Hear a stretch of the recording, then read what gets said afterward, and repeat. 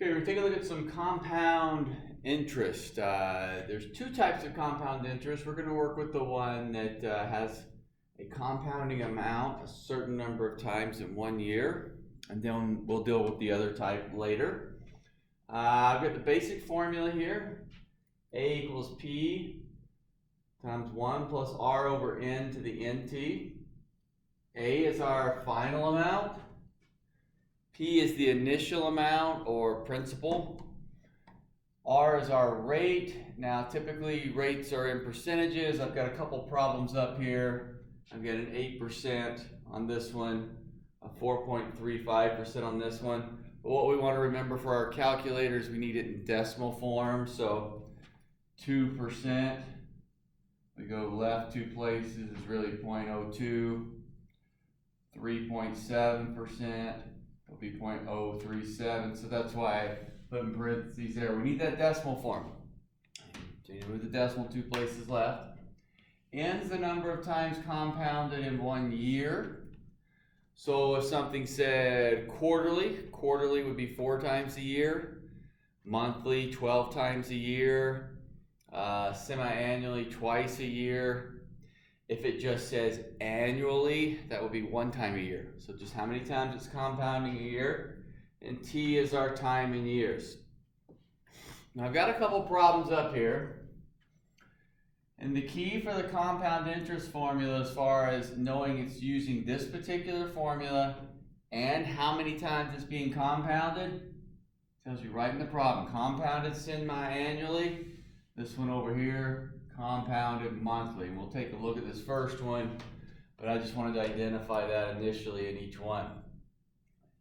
So we're going to find the amount, number 1 here, resulting from $1,500 invested at 8% compounded semi-annually for 20 years. So I'm just going to rewrite my formula down here so we can see where everything's going in. Same formula I've got up top there.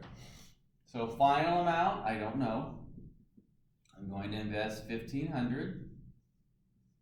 1 plus, my rate's 8%, so that means as a decimal form, 0.08 over N's the number of times compounded in 1 year, semi-annually, twice.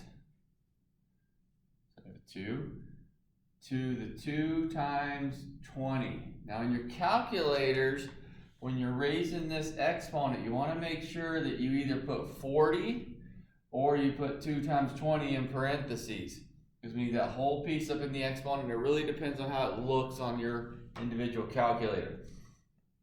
Well, let's see what you should be getting here.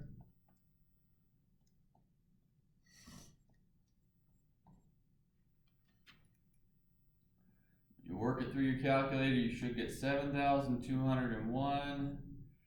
$7,201.53. So we always just round to the nearest penny since we're talking about money here.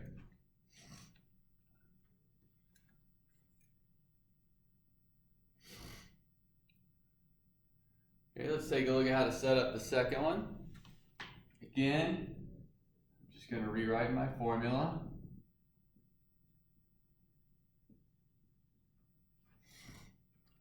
Find the amount that results from $5,000 being invested. So there's that initial amount. 5,000. I don't know the final. Rate. So we got 1 plus 0.0435. When I move that decimal 2 places left. Compounded monthly. 12 months in a year. So that's the number of times being compounded. So N is 12. And times 15 on that year is up there for the power. Then into your calculator.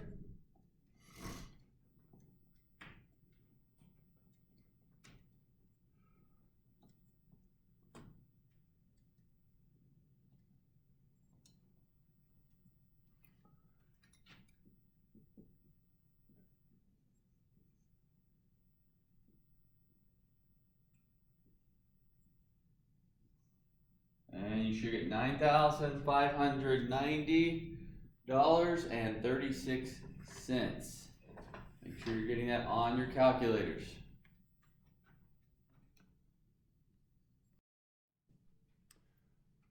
bit different look up here for number 3.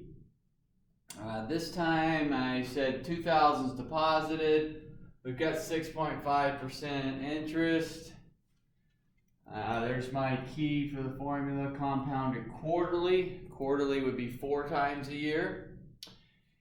And instead of asking for how much money would be in the account after so long, instead I switched it and said, how long will it take for the account to increase to 3,200? So we now know the final amount.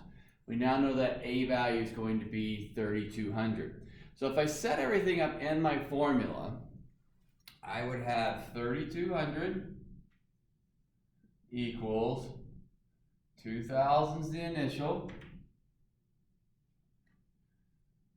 1 plus 0.065, 0.065 for 2 decimal places left. Change that to a decimal versus a percent. Compounded quarterly. Quarterly is 4 times a year. To the 4, and I don't know the time. That's what I'm asked for. I was asked for how long, so I'm trying to figure out that time element. Now, this is going to take us back to what we had when we solved an exponential equation. An exponential equation meant the variable sitting up in the exponent. And so we've got everything set up as far as our formula is concerned. We know what we're solving for. The only variable in there is t. We've got to work to get that t alone. The first thing I'm going to do is to divide the 2,000 over, because the exponent for t doesn't have anything to do with the 2,000. It's only on this parentheses. So 3,200 over 2,000 equals 1 plus 0.065 over 4, so the 4t. Now you have a choice here. You can leave this as a fraction. Same with this. You can go ahead and calculate it out and make a decimal. The only thing you don't want to do is round off in the middle of a problem. So if it ends up being a long decimal, keep every decimal place or leave it in this format. So let's take a look here. 3,200 divided by 2,000. I've got 1.6. That's not too bad to leave as a decimal. Matter of fact, probably a little bit easier is 1.6 versus that fraction. Inside the parentheses, 0.065 divided by 4. Alright, if I want to put this as a decimal, I have 1.01625, and that is just fine. I'm not rounding off. I'm keeping that in every decimal place there. So I don't want to round off to 1.02 or anything like that, because it would have an effect on that final answer. So if you go to a decimal, from here versus a decimal, make sure you keep every decimal place. It really is more dependent, personal opinion, and your calculator. Some calculators, decimals work a lot better in than having these parentheses and things, and other calculators it doesn't matter. So that's up to you. So let's look at solving this exponential equation. What we've done in the past, if we want this variable down where I could solve with it, either we had to get like bases or we use logarithms. Now this is a case where these two definitely aren't like. The question is, can I make them like? And I don't know of an integer value that's going to make those two like. So I'm going to go to logarithms. So what we did on a logarithm was we took the log of both sides so that we could bring that 4t down. So we're going to go through logarithm on both sides and then bring the 4t down in front on that right side. So we have log. We're going to move up here. Log 1.6 equals 4t log 1.01625. So I had a log on each side. That allowed the power 4t to move down in front, my logarithmic properties. And now I want t alone. So I'm going to divide both sides by that 4 log 1.01625 piece. And into my calculator.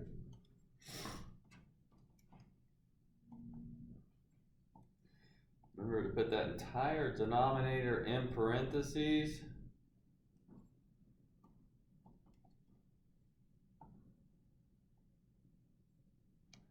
And I've got T is about 7.289 years. You don't need to go back and make months out of it or anything. The decimal went a lot longer, but I just rounded to 3 decimal places, depending on what you're asked for. It could be 7.3, 7.29. As far as how you're asked to round on a particular problem. We just don't want to round here in the middle of a problem. But that brings back in our exponential solving process, mixed in with what we're working with on this new formula. So sometimes it's nice because it can just substitute directly into your calculator, get our final answer, and other times we've got to do some work we've done in the past to get that variable alone before we go to the calculator.